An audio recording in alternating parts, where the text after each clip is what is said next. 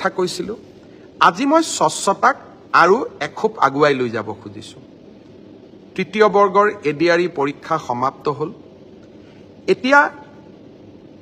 মই এটা নতুন কথা ক'ব খুজিছোঁ 27 তাৰিখে সেৱাক আপোনালোকে আবেদন কৰিব পাৰিব মাত্ৰ 50 টকা দি যে আপোনালোকে যিখন OMR চিট লিখিছিলে সেই OMR চিটৰ এটা ফটোকপি আপোনালোকক লাগে বুলি অৰ্থাৎ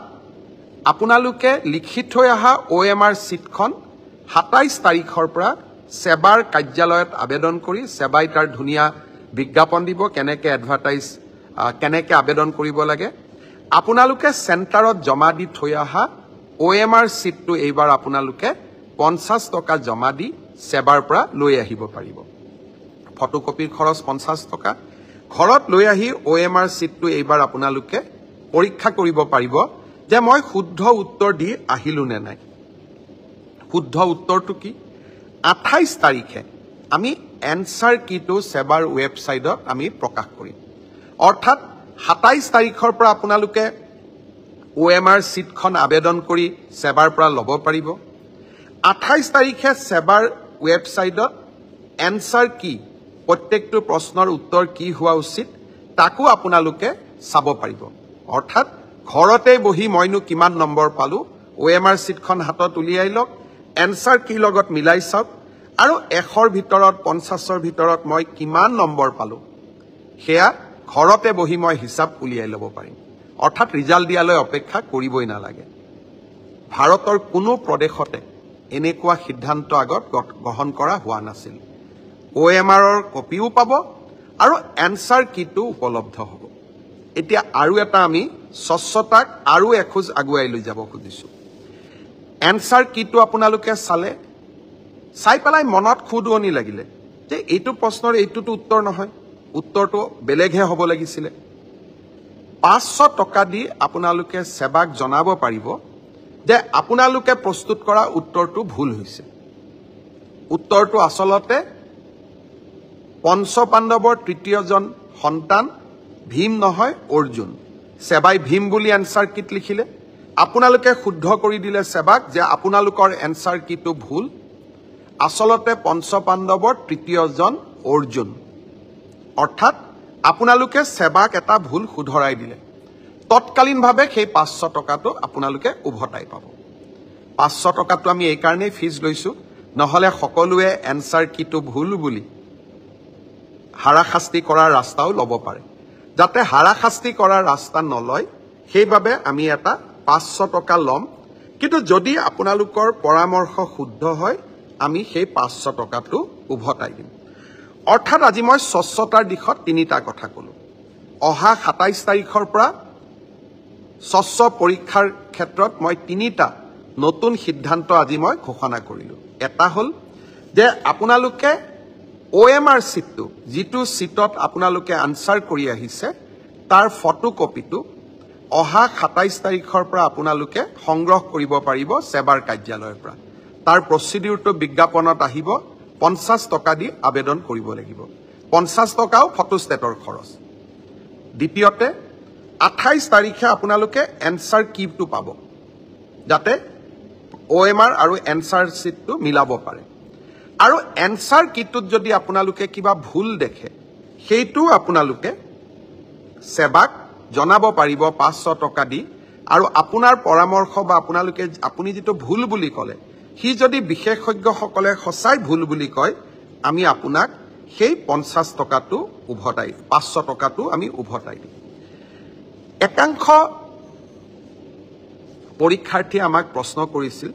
যে OMR চিটত ফটোটো কিয় দিছে মই চালু অন্ধ্ৰপ্ৰদেশ মহাৰাষ্ট্ৰ আজিকালি সকলো ৰাজ্যৰ পৰীক্ষাত OMR চিটৰ লগত ফটোটো দিয়ে যাতে এজন পৰীক্ষাৰ্থীৰ নামত আন এজন পৰীক্ষাৰ্থীয়ে পৰীক্ষাত অৱতীৰ্ণ হ'ব নোৱাৰে আজি মই সেৱাৰ বিষয়াসকলৰ লগত কথা পাতিছিলো তৃতীয় শ্ৰেণীৰ OMR চিট ইতিমধ্যে বনোৱা হৈ গল ড্ৰাইভাৰ বা তৃতীয় শ্ৰেণীৰ আন পোষ্টৰ কাৰণে আপোনালোকৰ মনোভাৱক কাৰণ বহুতে কৈছিল যে আমাৰ আইডেন্টিটিটো ৰিভিল হ'ব পাৰে আপোনালোকে কোৱা কথাটো নিশ্চয় কিছু মেৰিট আছে হে ভৱিষ্যতৰ ৰিক্ৰুটমেন্ট পৰীক্ষাত এডিআৰিৰ পৰীক্ষাত OMR চিটত ভৱিষ্যতে ফটো লগোৱা OMR চিট ব্যৱহাৰ নকৰিবলৈ মই সেৱাক পৰামৰ্শ দিছো তেওঁলোকে মোক কৈছে যে স্যাৰ 29 তাৰিখৰ পৰীক্ষাত এয়া সম্ভৱ নহব কিন্তু নৱেম্বৰৰ পৰা যি অক্টোবৰত যি আমাৰ পৰীক্ষা হ'ব তাত আমি OMR চিটত ফটো নাৰাখো অৰ্থাৎ এইখন চৰকাৰক কোনোবাই ইতিবাচক সমালোচনা কৰিলে ইতিবাচক পৰামৰ্শ দিলে তাক গ্ৰহণ কৰাৰ সততা আৰু সাহস আমাৰ আছে কাৰণ মই সদায় বিশ্বাস কৰোঁ মুখ্যমন্ত্ৰী বা চৰকাৰ ৰাইজৰ ওপৰত নহয় মুখ্যমন্ত্ৰী বা চৰকাৰ ৰাইজৰ তলত শ্ৰদ্ধাৰ ৰাইজ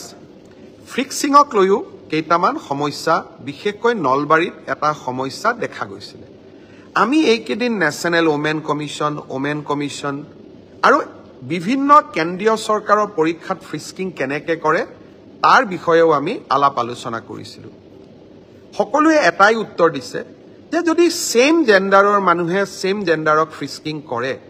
তেতিয়া তাত কোনো বাধা থাকিব নোৱাৰে অৰ্থাৎ মহিলাই যদি মহিলাক ফ্ৰিস্কিং কৰে পুৰুষে যদি পুৰুষক ফ্ৰিস্কিং কৰে তাত আপত্তিৰ কোনো থল নাথাকে আজি আমি ষ্টেট ওমেন কমিশ্যন মহিলা আয়োগ আৰু বিভিন্ন পৰীক্ষাত গ্ৰহণ কৰা ব্যৱস্থাৱলী সম্পৰ্কে আজি আমি পৰ্যালোচনা কৰিলো পৰ্যালোচনাৰ অন্তত আমি এইটো সিদ্ধান্তত উপনীত হলো যে মহিলাই মহিলাক ফ্ৰিস্কিং কৰাত কোনো বাধা থাকিব নোৱাৰে পুৰুষে মহিলাক ফ্ৰিস্কিং কৰিব নোৱাৰে কিন্তু মহিলাই মহিলাক ফ্ৰিস্কিং কৰিব পাৰে আজি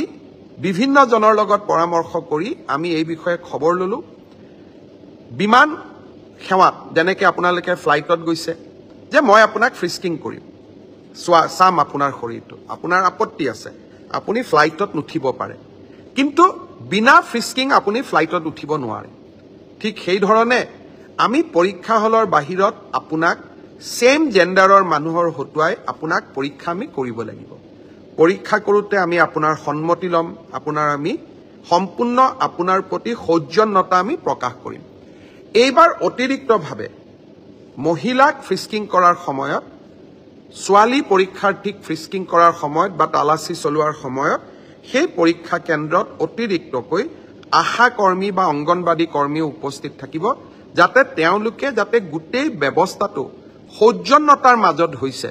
সেই বিষয়ে তেওঁলোকে যাতে প্ৰমাণিত কৰিব পাৰে মই ভাবো ই আন এক বিতৰ্কৰো ওৰ পেলাব অহা 29 তাৰিখে তৃতীয় বৰ্গৰ আৰু দুটা পৰীক্ষা দুই বেলা অনুষ্ঠিত হ'ব যোৱাবাৰ হৈ যোৱা পৰীক্ষাৰ দৰে এইবাৰো পৰীক্ষা যাতে নিকা হয় তাৰ বাবে আমি প্ৰচেষ্টা চলাম এষাৰ কথা ক'ব খোজো অসমত এছাম সংবাদ মাধ্যম আছে তেওঁলোকে পৰীক্ষাটোত ক'ত ভুল আছে তাক উলিয়াবৰ কাৰণে এক প্ৰকাৰ গৱেষণা আৰম্ভ কৰে সিদিনাখনো কুৱেশ্যন পেপাৰখন লিক হৈ গ'ল বুলি অযথা হুলস্থুল আৰম্ভ কৰিলে 11 লাখ ল'ৰা ছোৱালীয়ে পৰীক্ষা দিছে বহুত সিৰিয়াছ ল'ৰা ছোৱালীয়ে পৰীক্ষা দিছে কোনোবাই যদি সঁচাকৈয়ে কুৱেশ্যন পেপাৰখন লিক হোৱা বুলি আত্মহত্যা কৰিলেহেঁতেন নিশা সংবাদ মাধ্যমটোৱে দায়িত্ব ল'লেহেঁতেন জানো অসমৰ একাংশ সংবাদ মাধ্যমৰ লগত কিবা কাৰণত মোৰ আইডিঅলজি নিমিলে আৰু তেওঁলোকৰ লগত ৰাজনীতি আৰম্ভ কৰাৰ দিনাখনৰ পৰাই মই যুঁজ দি আছো সেইকাৰণে কেতিয়াবা মোৰ ল'ৰাকো আক্ৰমণ কৰে মোৰ ছোৱালীকো আক্ৰমণ কৰে মোৰ পৰিয়ালকো আক্ৰমণ কৰে মোকো আক্ৰমণ কৰে মই এই আক্ৰমণবিলাক আশীৰ্বাদ হিচাপে লওঁ কাৰণ প্ৰত্যেকটো কথাত আমি এটা দায়বদ্ধতা মনত ৰাখিব লাগিব যে অসমৰ নতুন প্ৰজন্মৰ প্ৰতি আমাৰ দায়বদ্ধতা কুৱেশ্যন পেপাৰ লিক হৈছে আপুনি যাওক অনুসন্ধান কৰক বিষয়টো কি বুজি চাওক একো নকৰাকৈ ব্ৰেকিং নিউজ যদি মই আকৌ কৈছো ৰাতিয়ে যদি কেইবাজনো ব্যক্তিয়ে যদি আত্মহত্যা কৰি পেলালেহেঁতেন কেইবাজনো ছাত্ৰ ছাত্ৰী আত্মহত্যা কৰিলেহেঁতেন লাষ্টতটো কথাটো অসত্য বুলিয়েই প্ৰমাণ হ'ল সত্যতাটো তাত নাথাকিল মই সংবাদ মাধ্যমক আকৌ এবাৰ আহ্বান জনাম আপোনালোকৰ শত্ৰু একাংশ শব্দটো মই আকৌ কৈছো একাংশ সংবাদ মাধ্যম আপোনালোকৰ শত্ৰু হিমন্ত বিশ্ব শৰ্মা মোৰ লগত আপোনালোকে যুঁজক মোক যি লিখে লিখক অসমৰ নতুন প্ৰজন্মক আপোনালোকে তেওঁলোকৰ যি আশা আকাংক্ষা তাক ধুলিস্যাত কৰিবৰ বাবে চেষ্টা নকৰিব